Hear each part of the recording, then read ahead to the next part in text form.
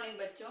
वचन के इसके पूर्व के वीडियो में हम लोग वचन की परिभाषा, वचन के भेद, वचन की पहचान तथा वचन से संबंधित अन्य महत्वपूर्ण बिंदुओं को जान चुके हैं। इस वीडियो में हम लोग एक वचन से बहुवचन बनाने का नियम जानेंगे। वह इस प्रकार है। पहला, यदि एक वचन अकारांत है तो वह अकारांत ए में परिवर्तित हो जाता है। जैसे रात, रातें, पुस्तक, पुस्तकें, आंख, आंखें आदि। यदि आकारांत स्त्रीलिंग शब्द है तो आ के पश्चात ए जुड़ जाता है। जैसे कन्या, कन्याएं, बालिका, बालिकाएं, लता, लताएं, अध्यापिका, अध्यापिकाएं आदि। यदि आकारांत पुल्लिंग है तो आ ए में परिवर्तित हो जाता है। जैसे लड़का, लड़के, बेटा, बेटे, घोड़ा, घोड़े, मुर्गा, मुर्गे आदि। स्त्रीलिंग इकारांत और इकारांत है तो अंत इकारांत के बाद या लग जाता है, और यदि इकारांत बड़ी ई है तो बड़ी ई छोटी ई में परिवर्तित हो जाती है। जैसे लिपि, लिपियां, नीति, नीतियां, साड़ी, साड़ियां, गाड़ी, गाड़ियां आदि। स्त्रीलिंग या है तो या के स्थान पर या आ जाता है। जैसे पुड़िया, पुड़िया, बुढ़िया, बुढ़िया, गुड़िया, गुड़िया आदि। कुछ शब्दों के अंत में छोटा ऊ, बड़ा ऊ, औ के स्थान पर ए और बड़ा ऊ का छोटा ऊ कर देने से एक वचन से बहुवचन बन जाता है।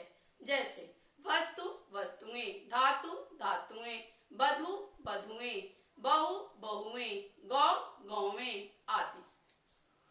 कुछ शब्दों के अंत में गण, वृंद, जन, वर्ग, दल, लोग आदि लगा करके भी बहुवचन बनाया जाता है।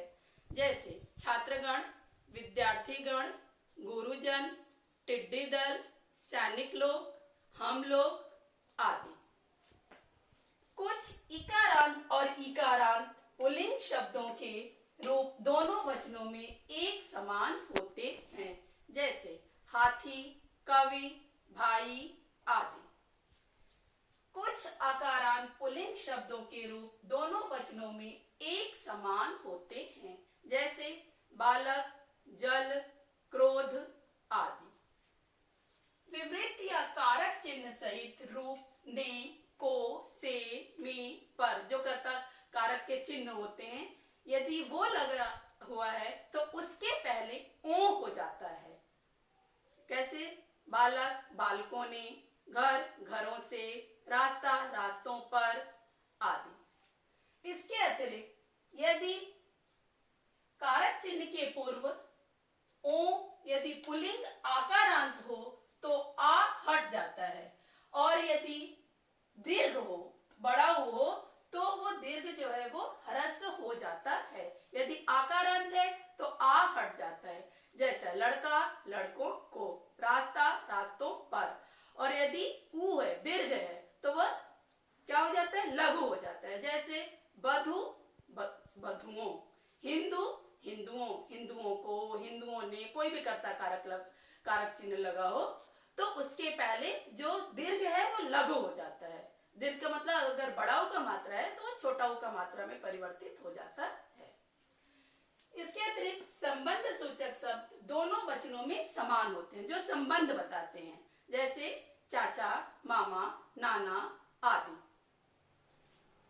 संबोधन में जो हम लोग ओ प्रयोग करते हैं, जब हम कहीं पे भाषण देते हैं तो एक बहुत बड़े समूह को संबोधित करने के लिए हम लोग बोलते हैं भाइयों और बहनों, मित्रों, बच्चों। यह जो ओ है यह गलत होता है।